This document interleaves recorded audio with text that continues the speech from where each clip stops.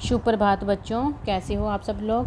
बेटा आज हम करेंगे आपके उन्मेष हिंदी पाठ्य पुस्तक का लेसन नंबर 4 10 पुरानी चीज़ों के अभ्यास कार्य को रिवाइज़ करेंगे। कल हमने ये लेसन रिवाइज़ किया था, तो आज हम इसकी एक्सरसाइज और क्वेश्चन आंसर को रिवाइज़ करेंगे। देखो बेटा, स्टार्टिंग में इसके अभ्यास कार्य में शब्द विशेष हैं। तो यहाँ पे लिखा हुआ है इबारत। बेटा इबारत बोलती हैं शब्दों के समूह को या पदावली को। तो ये जो शब्द विशेष है ये आपने लर्न भी करनी है।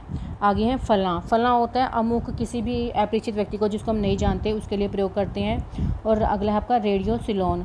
रेडियो सिलोन 50-60 साल के दशक का एक लोकप्रिय रेडियो स्टेशन था जिसमें हिंदी फिल्में गाने प्रसारित किए जाते थे और उनमें गीतमाला भी, जो गीतमाला का प्रोग्राम था वो काफ़ी क्या था, लोकप्रिय था।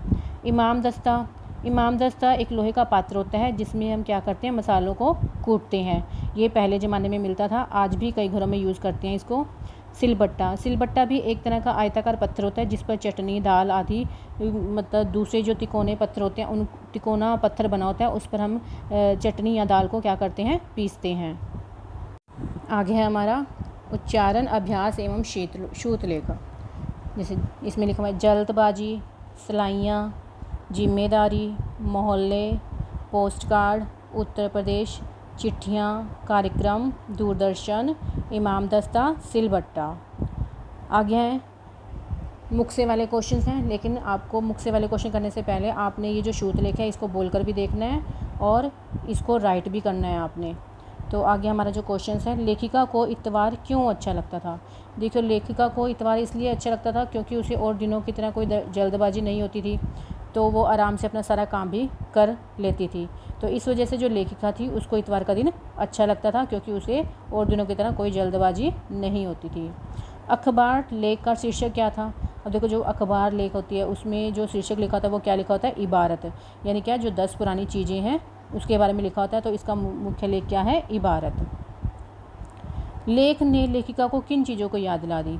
अब देखो, जब वो लेख पढ़ती है तो उसको किसकी याद आती है, पुरानी चीज़ों की याद आती है ना, जिनका अस्तित्व आज खत्म हो गया है। तो इसका आंसर हम क्या लिखेंगे, लेख ने लेखिका को किन चीज़ों की याद दिला दी। लेख ने लेखिका को पुरानी चीज़ों की याद दिला दी जिनका अस्तित्व आज खत्म हो चुका है।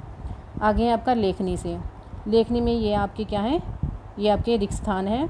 तो ये हम करते हैं। अब देखो, सोने से पहले डैश सेट कर चाबी भरने की जिम्मेवारी मेरी ही थी। तो यहाँ पे क्या आएगा, अलार्म, क्योंकि जो लेखिका थी वो किसका सेट की चाबी भरती थी, अलार्म की, क्योंकि अलार्म की घड़ी बजने पर ही वो क्या करते थे, जागते थे, सोते थे। जो पूरा परिवार था वो अलार्म की घड़ी के बजने पर ही वो क्या होता था, यानी घड़ी का जो अलार्म था उसके बजने पर ही जागता था और सोता था। बावर्ची फिल्म में बड़ा सा ताला लगा डैश चारपाई के नीचे रखा होता है। अब देखो, जो बावर्ची फिल्म थी किसकी फिल्म थी, वो राजेश खन्ने और जया बहादुर की थी ना। तो उसमें क्या था, एक ट्रंक था जो चारपाई के नीचे पड़ा रहता था। तो उस ट्रंक पे हमेशा क्या लगा रहता था, ताला लगा रहता था। तो यहाँ पे पूछा गया है कि जो मतलब बावर्ची फिल्म में बड़ा सा जो ताला लगा था वो किस पर लगा हुआ था, वो किस पर लगा था, ट्रंक पर। क्या आपने कभी डैश में चिट्ठी डाली है। अब यहाँ देखो, चिट्ठी किस में, यानी लाल डिब्बे में।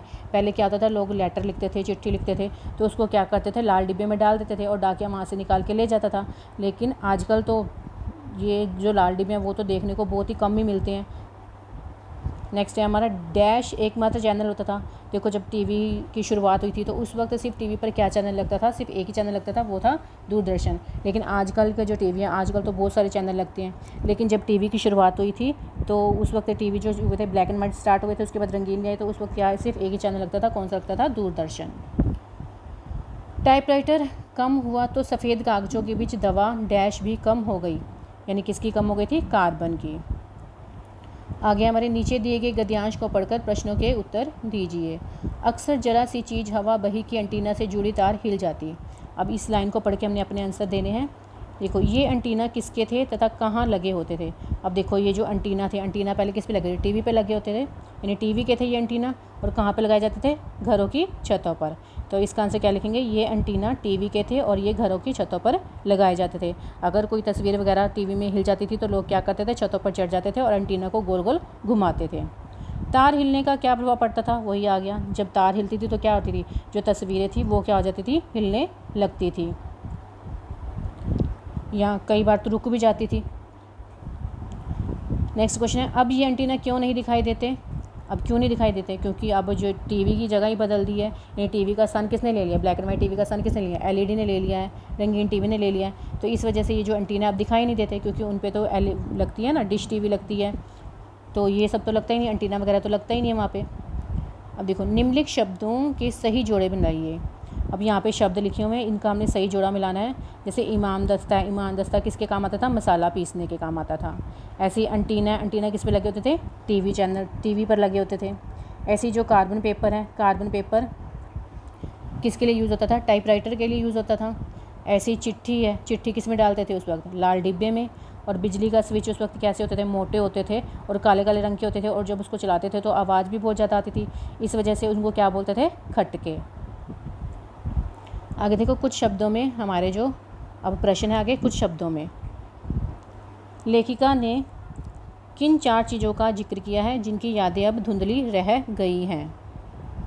अब देखो, जो लेखिका है वो अपनी पुरानी चीज़ों को याद करती है, तो वो कौन सी चीज़ें हैं जिनकी अब यादें धुंधली हो गई हैं? रेडियो थी, चिट्ठी, अलार्म घड़ी और टीवी का एंटीना। ये जो चीज़ें थी, अब इनकी जो यादें हैं वो क्या हो गई हैं? धुंधली हो गई हैं। नेक्स्ट क्वेश्चन है हमारा, बड़ा सा ताला लगा ट्रंक किस फिल्म में दिखाया गया है? अब देखो, जो बड़ा सा ताला लगा हुआ ट्रंक किस फिल्म में दिखाया था? मैंने आपको बताया था ना कि किसकी फिल्म थी? राजेश खन्ना और जय बहादुर की। तो वो किसकी, कौन सी फिल्म थी? उस फिल्म का क्या नाम था? बावर्ची। तो बड़ा सा ताला लगा ट्रंक किस फिल्म में दिखाया गया है? बावर्ची फिल्म में। पहले अच्छी या बुरी खबर कैसे मिलती थी? अब देखो, पहले जो अच्छी खबर होती थी, बुरी खबर होती थी, वो कैसे मिलती थी? टेलीग्राम के जरिए मिलती थी। तो इसका आंसर क्या लिखेंगे? टेलीग्राम। आगे हमारा कुछ वाक्यों में क्वेश्चन है। लेख में बताई गई अलार्म घड़ी ने लेखिका को क्या क्या याद दिला दिया? अब देखो, जो लेखक था उसने अलार्म में जो घड़ी थी उसने लेखिका को क्या क्या बता दिया था? लेख में बताई गई अलार्म घड़ी ने लेखिका को बहुत सी यादों को ताज़ा कर दिया था। लेखिका को याद आया कि किस प्रकार वो रोज़ घड़ी के अलार्म के सेट से उठती थी और सुबह उसी अलार्म के उसी अलार्म की वजह से सोती थी, और सुबह जब उसी अलार्म जब घड़ी का अलार्म बजता था तो जागती थी। तो लेखिका कहती है कि उसका जो पूरा परिवार था, एक तरह से वो क्या था? इस अलार्म के इर्द गिर्द ही घूमता था, क्योंकि सारे परिवार का जो जीवन था इस अलार्म के इर्द गिर्द ही हो गया था, क्योंकि वो इसी के बजने पर सोते थे और इसी के बजने पर जागते थे। मेज़ पर रखे पंखे के संबंध में घर वालों को क्या डर बना रहता था? अब देखो, जो मेज़ पर जो पंखा लगा था उससे लोगों को ये डर लगा रहता था ना कि कहीं बच्चों के कपड़े ना फंस जाएं या कहीं बच्चों के हाथ ना बीच में फंसा ले, क्योंकि उन्होंने सुना हुआ था कि एक मोहल्ले में लड़का था, उसके कपड़े बीच में फंस गए थे, जिसकी वजह से उसको काफ़ी चोट लगी थी। तो इस वजह से जो घर के जो लोग थे वो डरे हुए थे, कहीं जो घर के बच्चे हैं वो इसमें अपना हाथ ना फंसा लें या फिर अपने कपड़े ना फंसा लें। लेखिका की माँ का ट्रंक टाइम मशीन जैसा क्यों लगता था? अब देखो, जो लेखिका थी उसकी माँ का जो ट्रंक था टाइम मशीन जैसा इसलिए लगता था क्योंकि उस ट्रंक में जो लेखिका की माँ की जो बचपन की यादें थी, उनकी स्कूल की यादें थी, उनके जो मेले में घूमने जाती थी उनकी यादें थी, यहाँ तक कि उनकी शादी की भी यादें थी, और उनके जो बचपन के यानी लेखिका के जो बचपन की यादें थी वो सब भी क्या थे? ट्रंक में समेटी हुई थी। तो एक तरह से वो क्या थी? एक टाइम मशीन ही थी, जिसमें सारा क्या था? यादों का एक गुलदस्ता पिरोया हुआ था। तो बेटा, आज के लिए इतना ही। ये जो आपका 4th लेसन था वो आज कंप्लीट रिवाइज़ हो गया। तो आपने अब इसको अच्छे से याद करना है। ओके बेटा।